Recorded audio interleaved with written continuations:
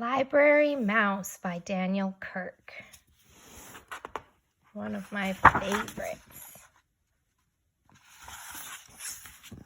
Sam was a library mouse. His home was in a little hole in the wall behind the children's reference books, and he thought that life was very good indeed.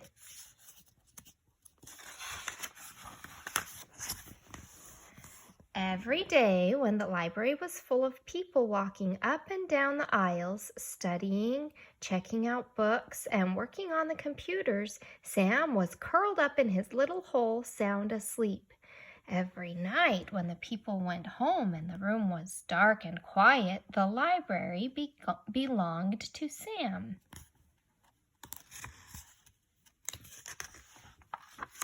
And every night Sam read and he read and he read. Sam read picture books and chapter books. He read biographies and poetry, cookbooks and sports books, fairy tales and ghost stories, and mysteries by the dozen.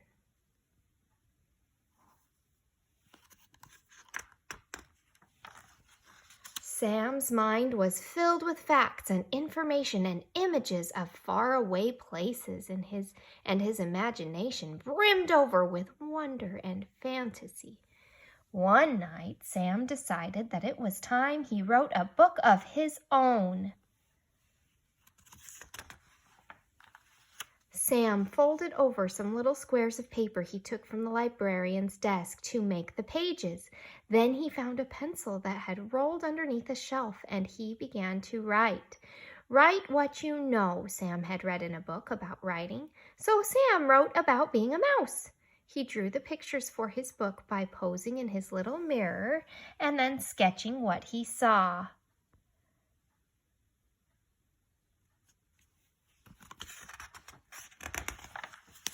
Sam worked very, very hard, and finally his first book was done. He called it Squeak, A Mouse's Life, and he wrote on the cover, Words and Pictures by Sam. He went to the autobiography section of the library, and he tucked his first book onto the shelf. Then he went back to his little hole in the wall and waited.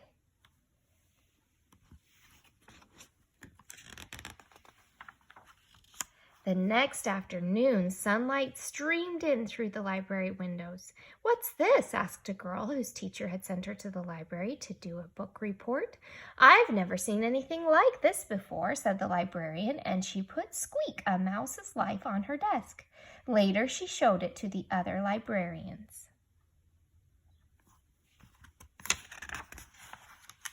Sam decided to write another book. It was called The Lonely Cheese, and working on the book made him feel very hungry. It was a good thing that he always found so many crumbs to eat by the trash basket in the hallway.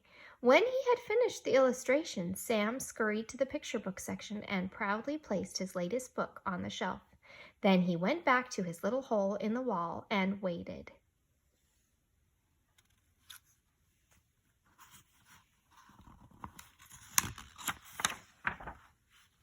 The next morning, sunlight streamed in through the library windows. "What's this?" asked a little boy who was looking for a big book about trucks.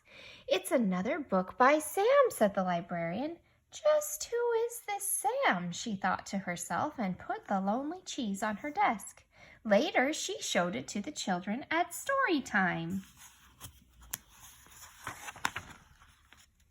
Sam decided to write a chapter book.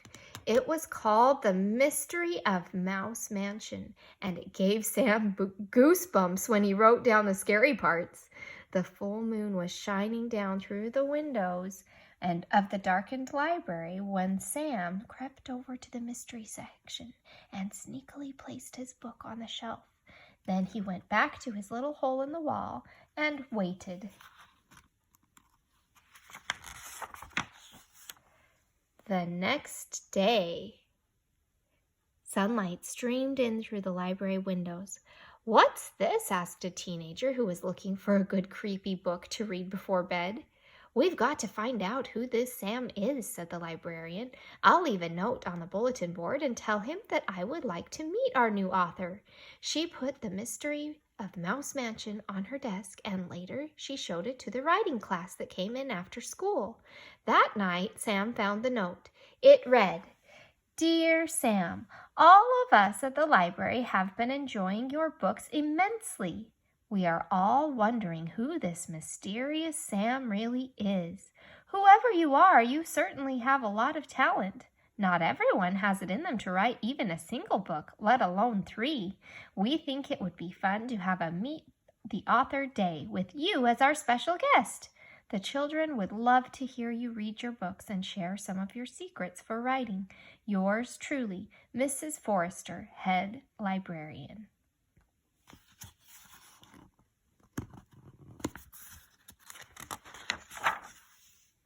Sam felt very nervous. He was happy that the children at the library liked his books. He was flattered that they wanted to meet him, but mice, as a rule, are very shy when it comes to meeting people.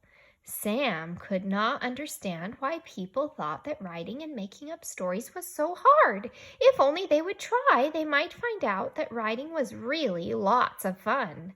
Sam had an idea. He went to the librarian's desk and got some supplies. All night long he wrote and drew and snipped and folded and stapled his little rectangles of paper into mouse-sized books.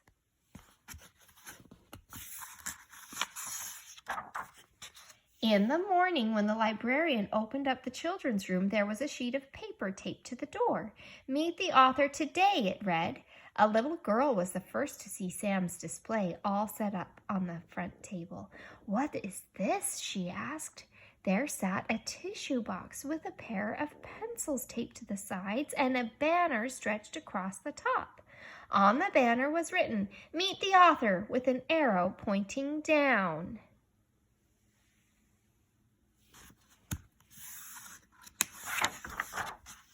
The girl bent over to look in the empty tissue box. "Oh!" she said in surprise, for there at the bottom of the box lay Sam's little mirror, and in the mirror the little girl saw her own face smiling up at her. "Me?" she said. "An author?"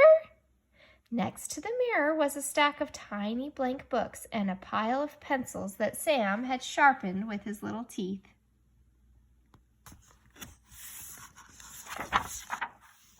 All that day and for many more thereafter, people came to the little display to meet the author. Soon there was a whole shelf full of books, written and illustrated by people who had never written a book before, telling stories that had never been told. Sam was a library mouse. His home was in a little hole in the wall behind the children's reference books. All that night, Sam sat in his hole thinking and thinking about the next book he would write.